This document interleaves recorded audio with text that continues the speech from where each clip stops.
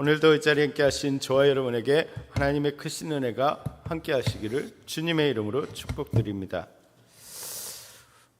우리가 지난 시간 우리는 솔로몬이 죽은 이후에 여로보암을 중심으로 북이스라엘이 르호보암을 중심으로 남유다가 나뉘어지는 과정을 살펴보았습니다.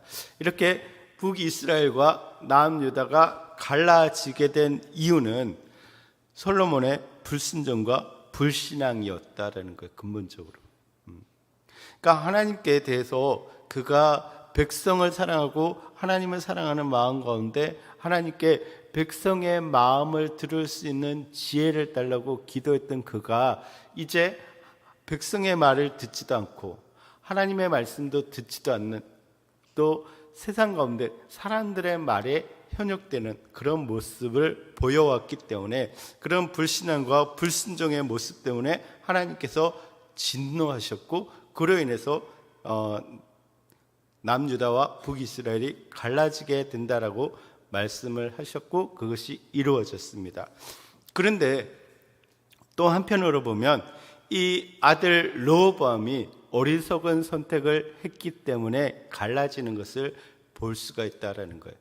그렇기 때문에 하나님께서 하나님의 역사를 이루어 가십니다. 하나님의 뜻대로 이루어 가시는데, 그것을 하나님의 책임으로 다 돌릴 수 없는 것이 그 순간순간마다 우리도 선택을 해야 된다는 거예요.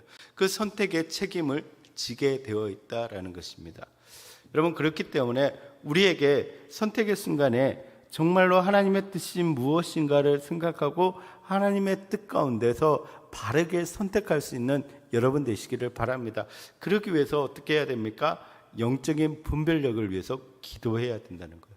그리고 말씀을 계속해서 우리가 읽고 연구해야 된다는 거예요. 그럴 때 우리가 하나님의 뜻이 무엇인가를 온전히 알 수 있습니다.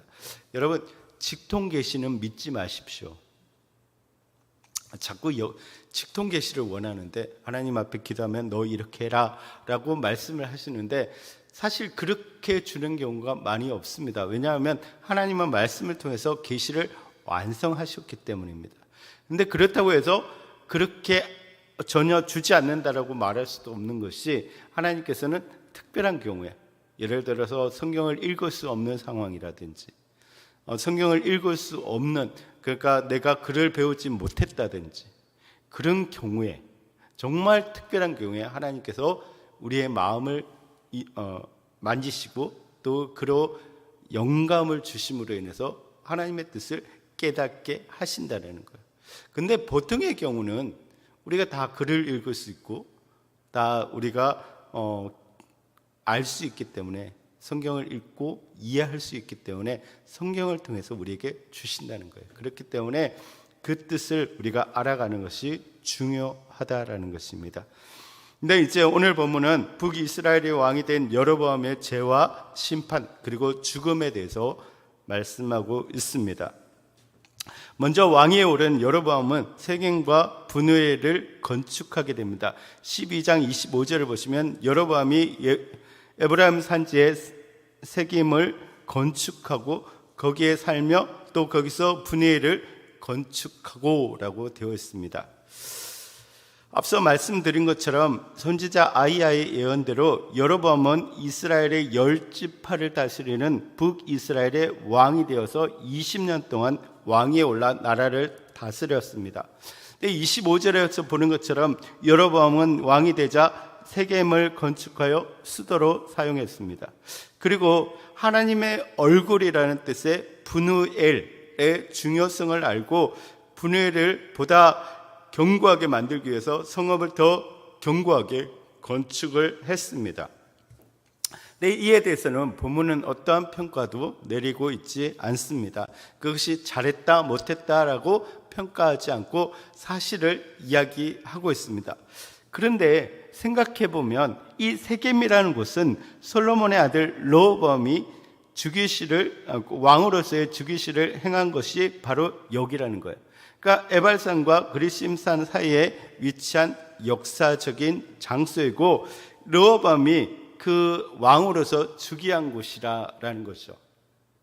그러니까 그곳을 자신의 수도로 삼음으로 인해서 이 지역의 왕이 자신임을 분명하게 하려고 했다는 거예요.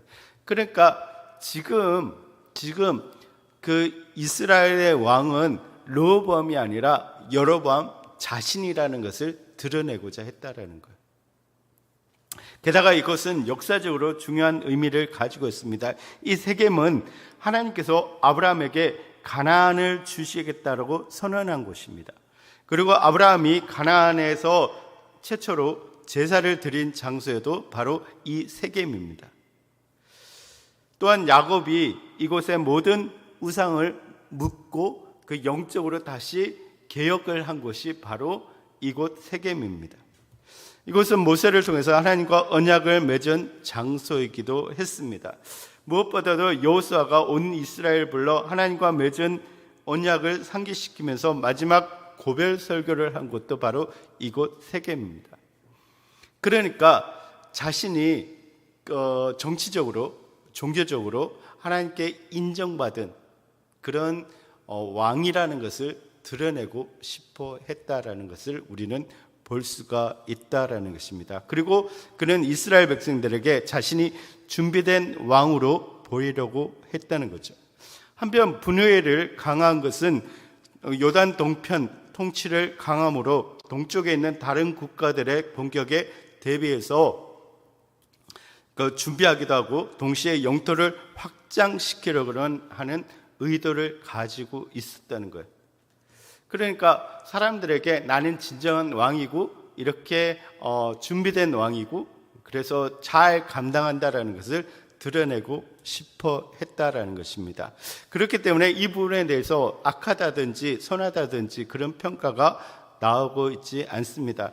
그런데 그 다음이 문제라는 거죠. 그 다음이 12장 26절 이하를 보시면 그는 우선 북쪽 단과 그러니까 북이스라엘의 남쪽인 베델에 금송아지 2개를 만들어 가지고 세웠습니다.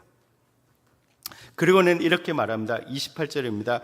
이에 계획하고, 그러니까 그냥 우연히 세운 것이 아니라 계획하고 2 금송아지를 만들고 무리에게 말하기를 너희가 다시는 예루살렘에 갈 것이 없도다. 이스라엘아, 이는 너희를 애굽 땅에서 인도하여 올린 너희의 신들이라 하고. 이게 여호와 하나님이다라는 거예요. 여호와 하나님. 그러니까 지금 이 부분은 금송아지를 섬겨라 이게 아니에요. 금송아지가 너희의 신이야 이렇게 이야기하는 게 아니라 그 남유다에서 하나님의 임재를 상징하는 것이 무엇입니까? 언약궤잖아요. 그러니까 언약궤는 하나님의 임재를 상징하는 거예요. 그래서 지성소 안에 두면서 하나님이 함께 하심을 보여주는 거죠.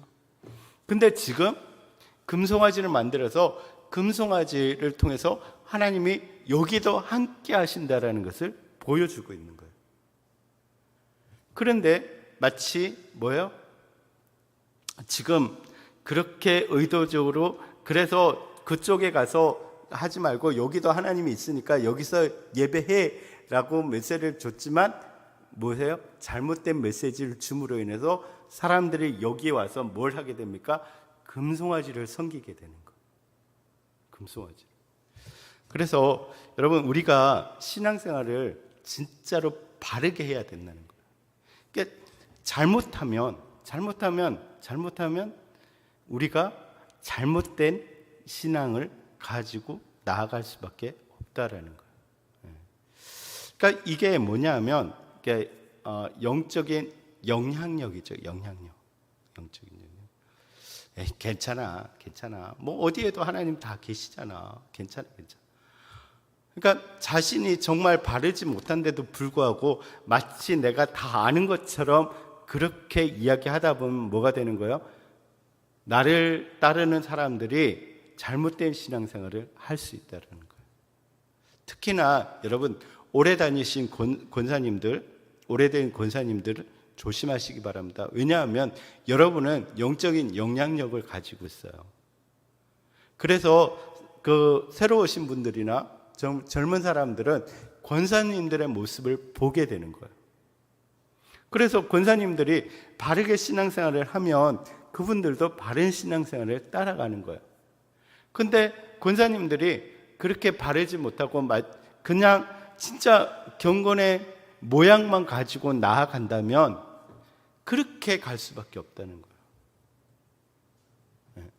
그 주일을 성수해야 되는데 괜찮아. 어디 가서 예배 드려도 돼. 상관없어.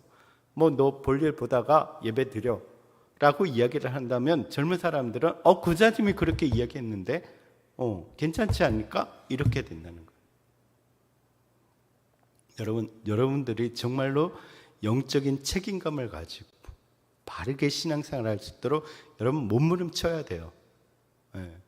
나의 잘못된 부분들이 있으면 고쳐나가기를 힘써야 돼요. 그게 뭐예요? 개혁이에요. 개혁. 여러분, 개혁은 뭡니까? 리폼. 그러니까 우리의 폼을 바르게 해나가는 거예요. 여러분 그 손뭉치들 이런 게 보면 꾹꾹꾹꾹 했다가 다시 딱 펴져가 그 자리에 오는 거잖아요. 그것처럼 우리가 날마다 바른 모습을 해나가도록 노력해야 되는. 그래서 말씀을 읽고 기도하고 그렇게 해나가도록 몸부림쳐야 돼요. 그렇지 않으면 뭐가 돼요? 잘못된 신앙의 습관들을 가지게 되고 그 잘못된 신앙의 습관들은 뭐가 돼요? 영향을 주게 되는 거예요. 그렇죠? 여러분, 그래서 여러분 잘 해 나가시기를 바랍니다. 아멘. 네. 그렇게 했다는 거예요. 여기가 너희를 애굽 땅에서 만들어내신 하나님의 임재가 있는 거야. 여기에 그냥 예배 드려도 돼라고 이야기를 했다는 거죠. 또한 그는 예루살렘 성전을 대신할 산당을 지었어요. 산당. 그래서 그곳에서 제사를 드리도록 했다는 거예요. 뿐만 아니라 이 산당에 제사장이 아니라, 그러니까 제사장은 누구를 세워야 돼요? 레위인을 세워야 돼요. 레위인을. 근데 레위인이 없는 거예요. 레위인이 어디에 속해져 있어요? 다 유다에 가 있는 거예요. 그러다 보니까 레위인들을 어떻게 세웠냐면 일반 백성들 중에서 뽑았다는 거예요. 그래서 제사를 주관하도록 했다는 거죠. 그는 수송아지 1마리와 순양 7마리를 바치기만 하면 아무나 제사장으로 세웠다라는 거예요. 그러니까 자기 마음대로 지금 하나님께 드리는 예배를 마음대로 조정했다는 거예요. 여러분, 진짜로 우리가 조심해야 되는 부분이 이거예요. 예배를 내 마음대로 생각한다면, 내 마음대로. 여러분, 하나님께서 원하시는 방법으로 예배해야 됩니다. 근데 우리는 우리가 원하는 방법으로 예배하려고 한다는 거예요. 하나님이 진짜 원하시는 대로 해야 된다는 거예요. 그래서 하나님께서 세우신 직분 제도를 버리고 자기 마음대로 새로운 직분 제도를 세웠던 것입니다. 더 나아가 여로보암은 절기를 바꾸어 버렸습니다. 그러니까 자기 마음대로 절기를 정했다는 거예요. 이스라엘에게 있어서 대표적인 절기가 무엇입니까? 6월절과 77절과 초막절이라는 거예요. 근데 그 절기들을 다 없애고 8월 15일 하루를 절기로 만들어 버렸다는 거예요. 그러니까 절기를 하루에 단축하면서 그 날짜도 바꾸어 버렸다는 거예요. 그 사실 이스라엘 백성들에게서 절기는 하나님의 구속사 중에서 핵심 사역과 연관되어 있다라는 거예요. 그러니까 이 하나님께서 우리를 구원하시는 그 사건들이 절기로 나타난다는 거예요. 그래서 절기를 지킨다는 건 뭐예요? 우리를 구원하신 그 하나님을 기념해서 예배 드리는 거예요. 여러분, 우리에게도 절기가 있어요. 그죠? 부활절이 있고 추수감사절이 있고 맥주절이 있고 다 있어요. 근데 그 절기를 지키는 이유가 무엇입니까? 헌금 많이 내게 하려고? 그거 아니라는 거예요. 우리가 절기를 지키는 이유가 무엇입니까? 하나님께서 나를 구원하신 것에 대해서 그 특별함을 우리가 기억하고 그것에 대해서 감사하기 위해서 특별한 절기를 지키고 있는 거예요. 그러면서 내가 그 감사의 표현을 하기 위해서 헌금을 내는 거죠. 근데 우리는 자꾸 절기를 매년 지키다 보니까 어떻게 되냐면 형식적이 되는 거예요. 그러다 보니까 우리가 부담스럽고 우리가 좀 그 절기를 지키는 게 귀찮다 하니까 뭐예요? 자꾸 그걸 바꾸려고 한다는 거예요. 그러지 마시라는 거예요. 그렇게 해서는 안 된다는 거예요. 오늘 그 목사님들하고 이렇게 만났는데 그보다 그 전에 우리 동기 목사님이 LA에서 LA 온누리교회 담임 목사님으로 계세요. 근데 그 목사님이 이렇게 이야기하면서 저희들끼리 이야기하면서 이렇게 절기 때가 제일 힘들다는 거예요. 절기 때. 왜냐하면 절기 설교를 해야 되는데, 그러니까 매년 똑같은 설교들을 하게 되는 거예요. 그러다 보니까 본인이 하는 것도 힘들고 듣는 것도 힘들어진다라고 이야기를 하더라고요. 그러니까 한 20년 가까이 하다 보니까 계속 반복되니까. 근데 여러분, 그렇다고 해서 절기를 안 지킬 수 있습니까? 그렇다고 해서 다른 말씀을 전할 수 있습니까? 그렇지 않습니다. 우리는 거기에 맞게 하나님의 말씀을 전하고 하나님의 구원의 역사들, 우리를 구원하신 그 부분들을 우리가 기억하고 고백하고 감사할 수 있어야 된다는 거예요. 그래서 여러분, 그 말씀들이 계속 반복된다 할지라도 우리는 반복을 통해서 뭘 합니까? 우리가 그것을 습관화하는 거예요. 습관화. 여러분, 그래서 계속 그 부분들을 기억하시기 바랍니다. 네. 그렇게 바꾸어 버렸다는 거예요. 그런데 여로보암은 이러한 절기들을 없앴는데 그 행동은 하나님의 나라로서의 정체성과 사명을 부정하는 그런 죄악을 범하게 된 것입니다. 여러분, 이스라엘이 이스라엘 된 것은 하나님의 구원의 역사가 있었기 때문이라는 거예요. 그리고 이스라엘을 하나님께서 부르신 이유가 뭐라 그랬습니까? 제사장의 나라로 세우기 위해서 부르셨다는 거예요. 그런데 절기를 부정하고 하나님께 드리는 제사를 부정해버리면 어떻게 된다는 거예요? 하나님의 나라, 하나님의 백성으로서의 정체성을 부정하는 것이 된다라는 거예요. 여러분, 우리가 예배 드리는 것을 부정한다면, 우리가 절기를 지키는 것을 부정한다면 우리는 뭐가 되는 것입니까? 하나님의 백성이고 하나님의 사람이라는 것을 부정하는 것이 된다는 거예요. 교회가 교회됨을 부정하는 것이 되어버린다라는 것을 기억해야 된다는 거예요.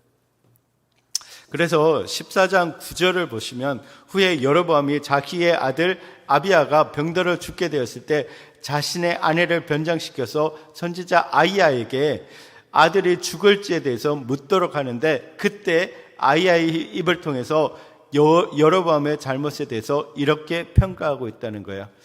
내 이전의 사람들보다 더 악을 행하고 가서 너를 위하여 다른 신을 만들며 우상을 부어 만들어 나를 노엽게 하고 나를 내 등 뒤에 서게 버렸도다 라고 평가하고 있다는 거예요.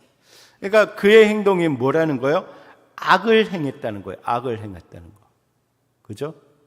그러니까 산당을 만들고 일반 제사장을 세우고 절기를 없애버림으로 인해서 악을 행하였고, 다른 신을 만들어 우상을 만든 것이 되고, 나를 노엽게 하는 것이 되고, 가장 큰 것은 뭐예요? 나를 내 등 뒤에 서게 버렸도다. 여러분, 신앙이 뭐라 그랬어요? 신앙은 방향이라는 거예요. 방향. 그러니까 우리가 하나님을 바라보고 나아가는 거예요. 그런데 지금 여로보암은 뭘 했다는 거예요? 방향을 돌려서 하나님께 자기의 등을 보였다는 거예요. 나는 다른 곳을 바라보고 나아가는 거예요. 그게 하나님을 버린 거라는 거예요. 여러분은 어떻습니까? 여러분은 진짜 하나님을 보고 나아가고 있습니까? 하나님 앞에 우리의 등을 보이고 다른 곳을 향해서 나아가고 있습니까? 하나님 그렇게 평가하고 있다는 것입니다. 14장 10절을 보시면, 그러므로 내가 여로보암의 집에 재앙을 내려 여로보암에게 속한 사내는 이스라엘 가운데 매인자나 노인자나 다 끊어버리되 그런 더미를 쓸어버린 같이 여로보암의 집을 맑게 쓸어버릴지니라. 그러니까 그렇게 하나님을 버렸기 때문에 어떻게 하시겠다고요? 하나님도 그를 버리시겠다는 거예요. 여러분, 그래서 조심해야 된다는 거예요. 우리가 하나님 앞에 등을 돌리면 하나님도 우리를 향해서 등을 돌리신다는 거예요. 그래서 우리가 정말로 조심해야 된다는 거예요. 근데 그가 이렇게 하나님을 노엽게 하고 하나님을 버리는 범죄를 짓게 된 이유가 뭘까요? 어디에서부터 시작하는 걸까요? 다시 13장 27절을 보시면 만일 이 백성이 예루살렘에 있는 여호와의 성전에 제사를 드리고자 하여 올라가면 이 백성이 마음에 유다 왕 된 그들의 주 르호보암에게서 돌아가서 나를 죽이고 유다 왕 르호보암에게 돌아가리라 하고. 그러니까 앞서 우리가 살펴보신 것처럼 여로보암을 이스라엘의 10지파를 다스리는 왕으로 세우신 분은 누구시라는 거예요? 하나님이시다라는 거예요. 그러니까 하나님의 뜻대로 그를 왕으로 세웠습니다. 12장 24절을 보시면 여호와의 말씀이 너희는 올라가지 말라. 너희 형제 이스라엘 자손과 싸우지 말고 각기 집으로 돌아가라. 왜냐하면 이 일이 너로 말미암아 난 것이라 나로 말미암아 난 것이라 하셨다라 하신지라. 그들이 여호와의 말을 듣고 그 말씀을 따라 돌아갔더라. 그러니까 보시면 앞서 여로보암과 그의 추종하는 북이스라엘 사람들의 배신을 목격한 르호보암이 유다 온 지파와 그리고 베냐민 지파를 모았어요. 용사가 얼마냐면 18만이에요. 여러분, 10지파가 있었는데 이스라엘의 10지파와 유다는 2지파가 있었어요. 그런데 유다가 워낙 인구가 많다 보니까 2지파를 합해도 이 10지파가 감당을 못하는 거예요. 그래서 만약 르호보암이 이 18만을 데리고 갔으면 이 10지파를 치고 아마 통일이 됐을 거예요. 근데 하나님께서 그들을 향해서 그러지 말라라고 이야기해요. 왜? 이 일은 하나님이 하신 것이기 때문에. 그러니까 여로보암을 왕으로 세우신 분은 누구라는 거예요? 하나님이시다라는 거예요. 그게 하나님의 뜻이기 때문이라는 거예요. 그래서 여로보암은 선지자 아이야를 통해서 자신이 하나님의 뜻대로, 하나님 자신의 뜻대로 왕이 되었다는 사실과 함께 하나님의 법도를 따라 다스려야 하고 그럴 때에 복을 받게 될 것이다라는 것을 말씀해 주었습니다. 그래서 11장 37절에서 38절을 보시면 그 말씀에 순종하면 다윗의 집과 같이 견고한 집을 세워 주실 거라고 약속을 해 주셨어요. 그러니까 하나님께서 야, 너를 왕으로 세운 것은 나야. 너가 내 말만 잘 들으면 너도 다윗의 집과 같이 그렇게 만들어 줄 거야. 다윗의 가문처럼 그 왕이 되고 왕이 아들이 왕이 되는 그런 역사들이 일어날 거야. 너는 복을 받게 될 거야. 그러니까 내 말대로 행해 라고 약속해 줬다는 거예요. 그런데 여로보암은 그 하나님의 말씀에 대해서 불신했다는 거예요. 믿지 못했다. 그래서 그의 마음에 염려와 걱정이 충만했다라는 거죠. 그러니까 자신의 백성들이 자신을 떠나 르호보암을 따르게 될까 두려워했다는 거예요. 여러분, 그 생각에 그 무의식 중에 무슨 생각이냐면 르호보암에 대해서 뭐라고 이야기합니까? 그들의 주라고 얘기를 해요. 그들의 왕이라고 얘기해요. 그러니까 여전히 내가 지금 이스라엘의 왕으로 다스리고 있는데 그 여로보암의 생각에는 뭐가 있다는 거예요? 르호보암이 여전히 이스라엘의 왕이라고 생각하고 있다는 거예요. 그리고 이스라엘 백성들이 조금 시간 지나면 자기를 왕으로 생각하지 않고 자기를 죽이고 유다로 넘어가 가지고 거기에 르호보암을 섬기게 될 것이다 라고 생각했다는 거예요. 어디에서 두려움이 나와요? 하나님에 대한 불신. 여러분, 우리가 살아갈 때 우리가 불안하고 걱정이 많고 염려가 많은 이유가 무엇입니까? 하나님을 믿지 못하기 때문에. 여러분, 베드로가 그 물결치는 그 바다에 예수님이 걸어오는 걸 보면서 말하죠. 예수님, 나에게 오라고 하십시오. 나도 그 물 위를 걷고 싶습니다 라고 말하죠. 그래서 오라고 그러죠. 그때 베드로가 처음에는 뭘 봅니까? 주님을 바라보고 가잖아요. 주님을 신뢰하잖아요. 근데 옆에서 자꾸 파도가 치니까 뭘 보는 거예요? 그 파도를 보는 거예요. 예수님을 보는 시선이 이쪽으로 가고 예수님에 대한 믿음이, 신뢰함이 떨어지는 거예요. 결국 물속으로 빠져들어가는 것을 볼 수가 있다는, 그 마음에 두려움을 느끼기 시작했다. 여러분, 우리가 정말로 주님에 대한 시선을 놓치면, 그 신뢰를 잃어버리면 어떻게 됩니까? 두려움을 느끼게 된다. 여러분, 하나님을 신뢰하시기 바랍니다. 하나님을 믿으시기 바랍니다. 이 자리에 세우신 분은 누구입니까? 하나님이십니다. 사실 솔직히 제가 이렇게 설교하고 있지만 저도 그렇습니다. 네. 때때로는 두렵고 염려되는 부분들이 있습니다. 여러분, 근데 그 시선을 놓치지 마시기 바랍니다. 네. 남들에게는 잘 얘기합니다. 야, 하나님이 세웠잖아. 하나님이 하실 거야. 하나님을 믿어 라고 이야기하는데, 정작 본인은, 여러분은 어떻습니까? 여러분을 보내신 분은 하나님이신 줄 믿습니다. 여러분의 삶의 현장에 보내신 분은 하나님이십니다. 아멘? 그러면 하나님께서 지키시고 인도하실 것입니다. 그 믿음을 꼭 가지시기 바랍니다. 그 믿음을 잃어버리지 마셔야 되는. 그러니까 지금 여러분은 그 믿음을 잃어버렸기 때문에 마음에 불안함이 생기고 염려함이 생겼다는 거예요.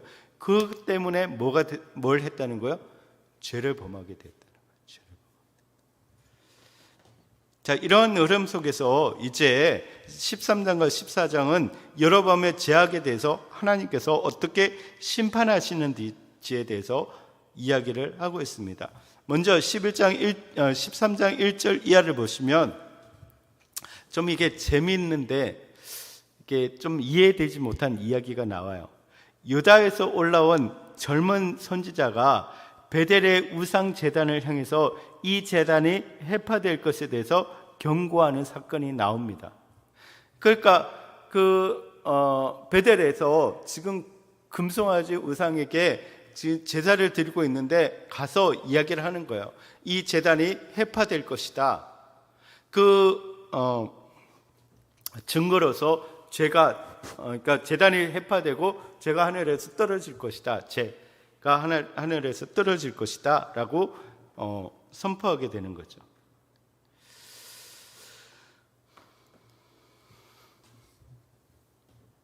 그는 다윗의 집에서 요시아라고 이름하는 왕이 나와 이 제단 위에서 제사장의 뼈를 사르리라고 예언을 하게 됩니다. 그러니까 그 말의 증거로 이제 제단이 갈라지고 죄가 쏟아지게 될 것을 예언하게 되는 것이죠.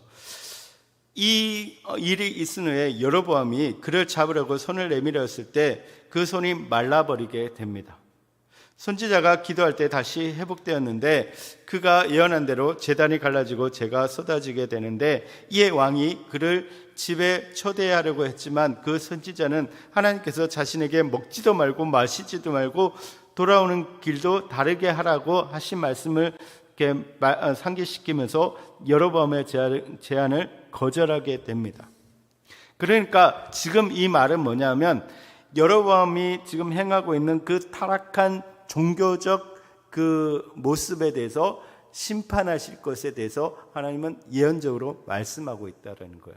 너희는 망하게 될 것이다. 너희는 하나님의 심판을 받게 될 것이다. 라고 말하고 있는 것입니다. 여러분, 진짜 조심하시기 바랍니다. 우리가 참된 예배를 드리지 않고 형식적으로 예배를 드릴 때 하나님은 반드시 그것에 대해서 심판하신다는 것.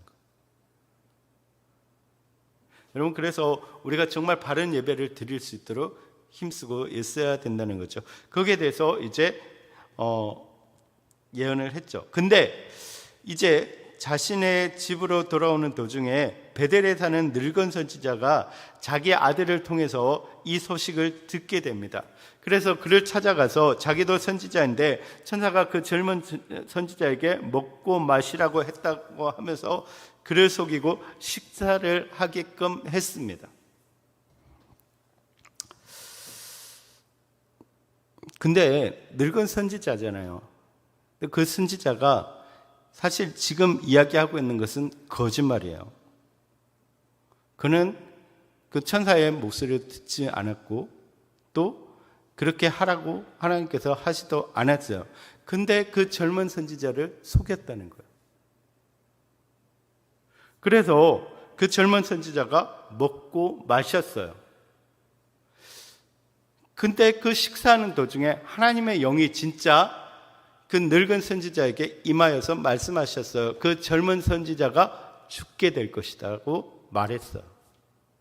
그래서 그 젊은 선지자가 가다가 나귀를 몰고 가다가 사자를 만나서 죽게 돼요.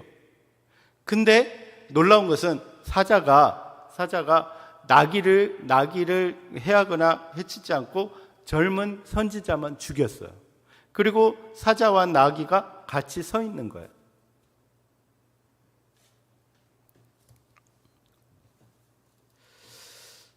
그러니까 이것은 하나님의 심판임을 명백하게 드러내는 표징이었다라는 것이죠.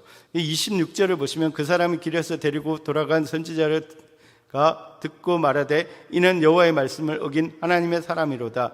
여호와께서 그에게 하신 말씀과 같이 여호와께서 그를 사자에 넘기심에 사자가 그를 찢어 죽였도다 하고. 진짜 좀 이해하기 힘든 부분이 그거예요. 지금 자기가 늙은 선지자가 젊은 선지자를 속여가지고 젊은 선지자가 죽었어요. 그런데 이 늙은 선지자가 하는 얘기가 정말 선지자다. 그가 했는 말이 옳다. 근데 그가 하나님의 말씀을 어겨서 죽었다라고 평가하고 있는 거예요. 지금 속인 것이 누구입니까? 자신이잖아요. 왜 이 늙은 선지자가 왜 젊은 선지자를 속였을까요? 근데 성경은 이야기하고 있지 않지만 이 말씀 속에서 지금 했는 이 말씀 속에서 우리는 무엇을 느낄 수 있냐면 이 늙은 선지자는 이 젊은 선지자가 이 제단이 해파될 것이고 그 요시아가 나타나서 그 선지자들을 심판할 것이다라는 이 말씀이 진짜인지 아닌지 알고 싶었던 거예요. 그래서 만약에 그 자기가 말한 대로 먹고 마셨는데 죽지 않으면 이 선지자가 했는 얘기가 뭐가 되는 거예요? 가짜가 되는 거예요. 근데 먹고 마셨는데 정말 죽으면 뭐가 되는 거예요? 그 말이 진짜가 되고 그 선지자는 진짜가 되는 거죠. 그래서 그걸 알고 싶었던 거죠. 그래서 그를 속였던 거예요. 근데 진짜 죽었어요. 그러니까 뭐라 그러는 거예요? 진짜 선지자고 진짜 그 하나님께서 심판하시는구나 하고는 회개하는 거예요. 그러니까 지금 이 사건을 통해서 뭘 이야기하는 거예요? 그들의 종교적인 타락에 대해서 여로보암의 그 죄악에 대해서 하나님은 반드시 심판하신다라는 것을 이야기하고 있는 거예요. 그리고 늙은 선지자는 그 젊은 선지자의 시체를 가져다가 자기의 묘에 제사하고 자기가 죽으면 자신을 그 사람의 시체 옆에 곁에 묻을 것을 유언하게 됩니다. 그러니까 자신의 뼈를 하나님의 선지자 곁에 두라는 것입니다. 근데 이 늙은 선지자가 또 이렇게 한 이유에 하나가 뭐냐 하면 자신이 늙음으로 인해서 뭐가 된 거예요? 영적으로 그 영적인 감각들이 다 떨어진 거예요. 그러니까 젊은 선지자를 보면서 뭐가 느껴지는 거예요?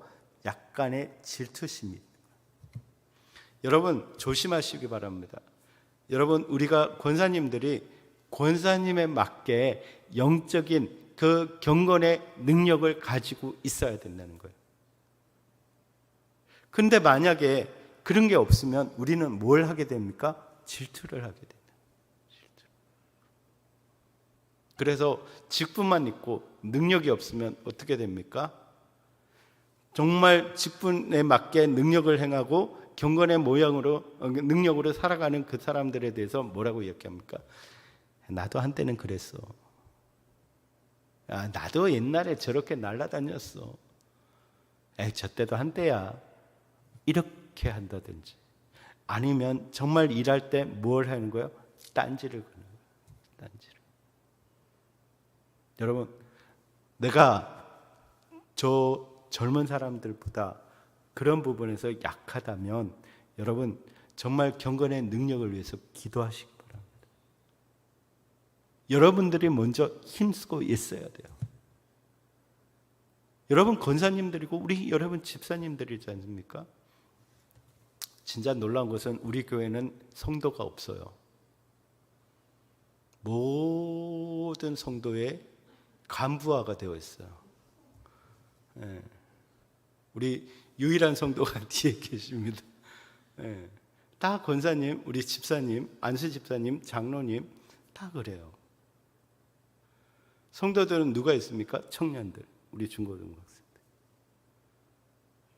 여러분 우리도 성도이긴 합니다. 그러면 우리 교회는 어떻게 돼야 됩니까? 능력이 충만해야 됩니다. 경건의 능력이 충만해야 된다. 직분에 맞는 능력이 나타나야 되는. 요즘은 나타납니다. 와, 진짜 놀랍습니다. 우리 권사님을 위해서 기도해 줍시다. 이러면 기도합니다. 놀라워요. 역사가 일어나고 있어요. 아멘? 아멘? 네, 감사해요. 진짜 우리가 그런 능력을 위해서 기도하고 힘써야 되는, 경건의 능력이 있어야 돼요. 그죠? 안 그러면 이렇게 되는 거예요.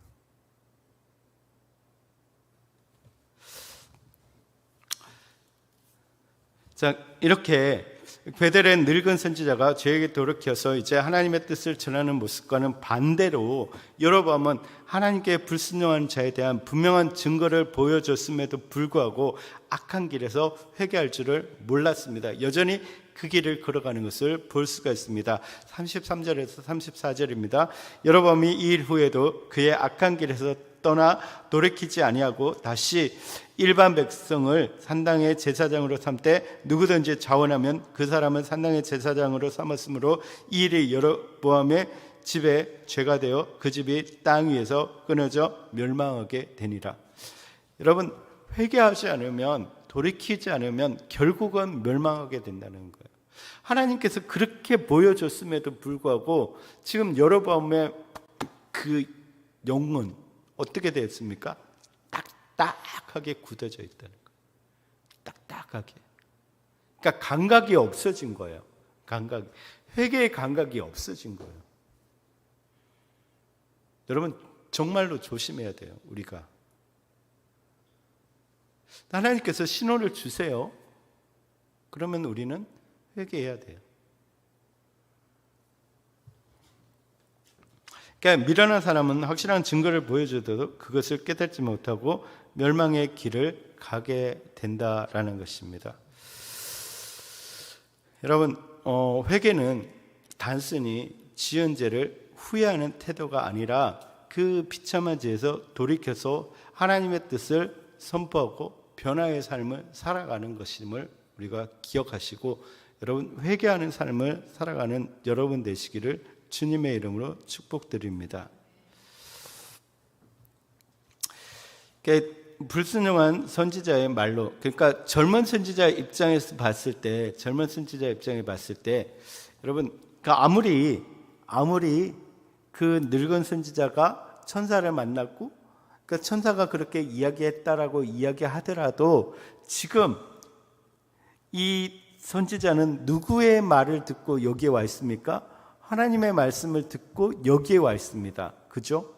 그렇다면 분명히 먹으라고 허락하는 것도 누구를 통해서 말씀하십니까? 하나님이 말씀하십니다. 그죠? 그러니까 결국은 뭐예요? 사람의 말에 귀를 기울였다는 거예요. 그러니까 하나님께 들었음에도 불구하고 그는 하나님의 말을 무시하고 누구의 말을 들은 거야? 사람의 말. 좀 권위 있는 사람, 좀 친한 사람, 그 앞에 선지자 선배, 선지자라고 이야기하니까 그 말을 들었다는 거예요.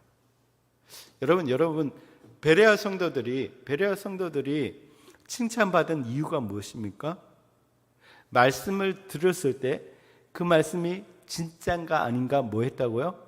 그것에 대해서 상고했다는 거예요. 깊이 묵상하고 그것이 진짜인가 아닌가 살펴봤다는 거예요.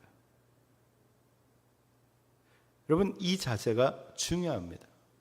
자꾸 세상의 귀를 기울이기보다 하나님의 말씀을 정말로 말씀 안에서 듣기를 사모하는 여러분 되시기를 주님의 이름으로 축복드립니다. 계속 이야기하지만 여러분들이 지금 말씀의 홍수의 상황에 우리가 살고 있습니다. 유튜브를 켜고 방송을 켜면 말씀이 나옵니다. 대형교회 목사님들을 비롯해서 정말 훌륭하신 목사님들의 설교가 많이 나옵니다. 여러분, 근데 분별할 수 있습니까? 여러분, 설교를 분별할 수 있습니까? 여러분, 그것이 진리라는 그걸 분별할 수 있습니까?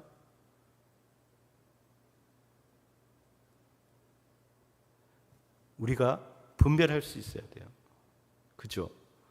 그럼 어떻게 합니까? 말씀을 읽어야죠. 그 말씀을 듣고 읽어야죠. 어떻게 해요? 앞뒤 문맥을 봐야죠. 기도해야죠. 살아봐야죠. 그런 마음들이, 그런 자세가 필요한 거예요. 그래야지 우리가 그것을 잘 분별하고 말씀대로 살아갈 수 있다는 거예요.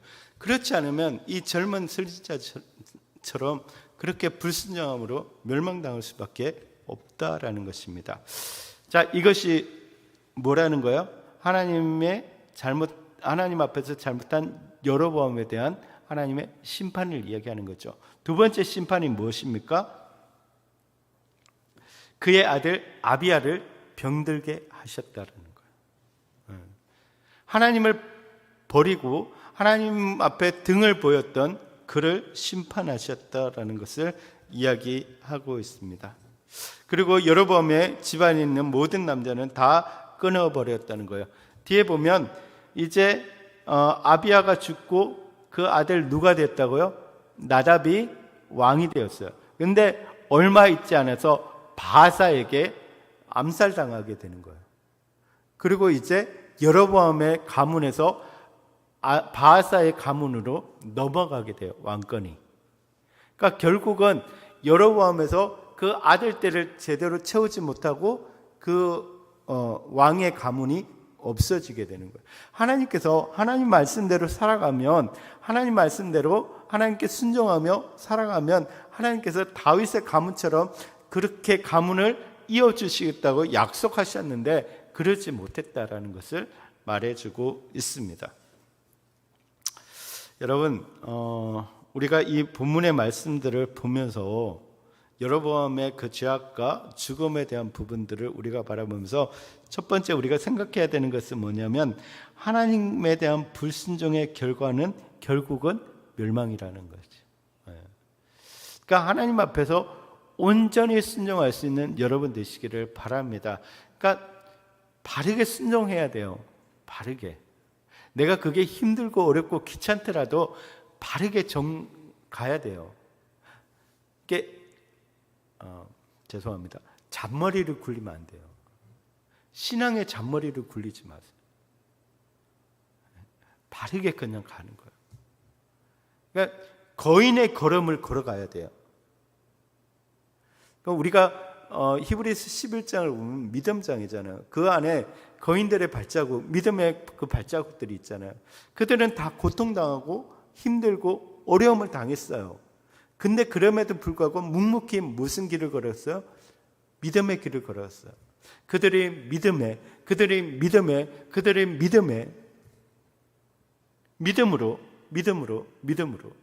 그러니까 믿음의 길을 걸어가는 여러분 되시기를 바랍니다. 여러분, 영적 타락의 그 심각한 영향력을 우리가 볼 수가 있습니다. 그러니까 영적으로 타락한 사람들의 그 영향력은 영적으로 타락하게 만든다는 거예요. 특별히 영적인 지도자들, 영적인 리더들은 정말로 하나님 앞에서 바르게 서 있도록 노력해야 된다는 거예요.